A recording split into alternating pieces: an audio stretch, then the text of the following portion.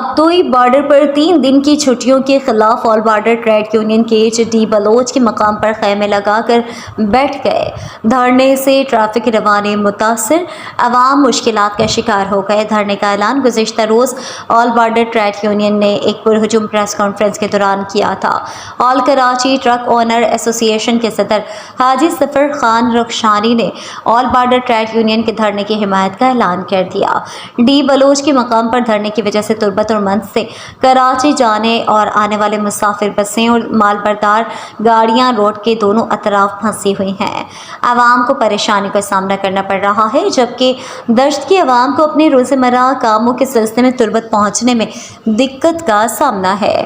آل border trade union کا موقف ہے کہ جب تک صوبائی حکومت ابتوئی بارڈر پر 3 دن چھٹی اور مکران سے باہر ڈیزل کی ترسیل کی پابندی کے فیصلے کا واپس نہیں لیتا، احتجاج جاری رکھیں گے۔ ان کا کہنا ہے کہ ابتوئی بارڈر پر 3 دن کی چھٹی کسی قیمت پر منظور نہیں۔ حکومت کے اس اقدام سے بارڈر سے وابستہ کاروبار کرنے والے خاندان نان شبینہ کے محتاج ہوں گے، جس کی منفی اثرات سے مکران کا ہر طبقہ متاثر ہوگا۔ بے روزگاری کی وجہ سے یہاں پر امن و امان پر بھی اثر پڑ سکتا ہے۔